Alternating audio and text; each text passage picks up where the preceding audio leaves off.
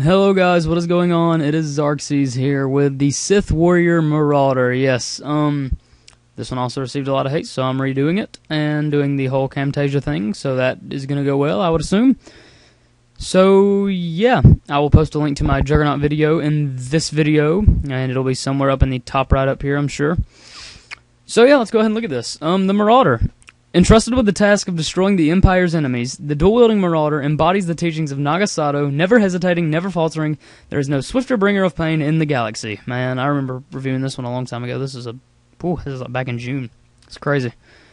Okay, let's go ahead and get on to the Annihilation part. That looks pretty cool. I'm actually going to be the Juggernaut, so that'll be pretty awesome, no doubt about that.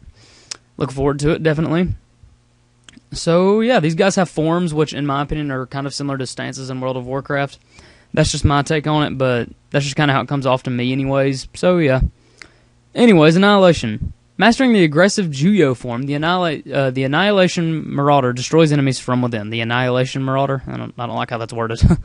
Anyways, okay, let's go ahead and change that. I knew that'd pop up anyways, because it's stupid. Alright, let's continue.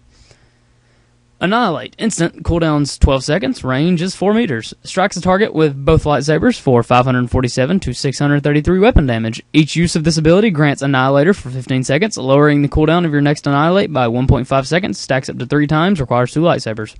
These guys are all dual-wield. If you didn't already come to that realization, they are tons of dual-wielding. The regular just lightsabers, like double, I guess you'll call it two-handed, I suppose, is Juggernaut, and that's pretty much a tank, off-tank style of thing. You can go check out my video on it. I'll post a link, of course.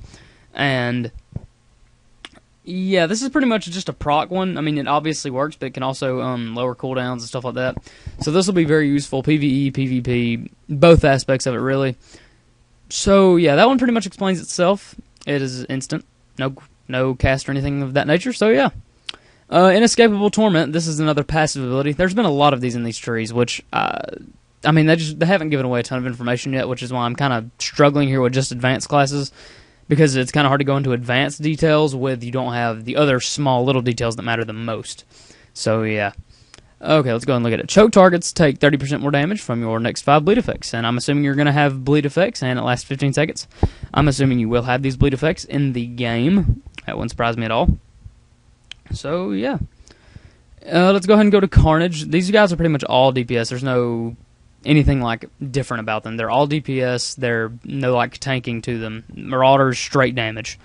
Carnage focuses on acrobatic lightsaber technique that strike quickly and lethally. So these guys are obviously going to be quick and pretty much powerful. I think these guys are going to be good.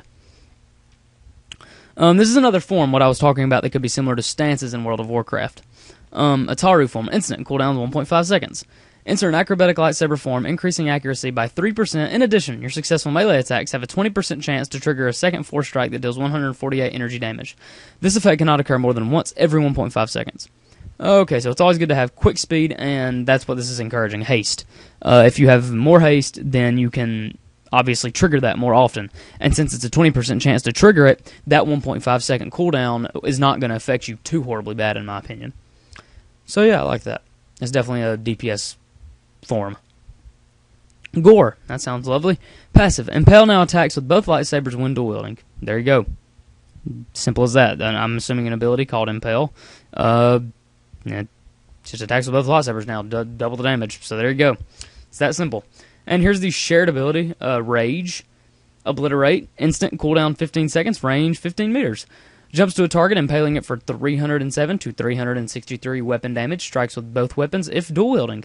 So, yeah, this benefits, obviously, as you can tell, it obviously helps you grab aggro if you are the Juggernaut, and striking with both weapons while you are dual-wielding will definitely increase your damage by quite a lot.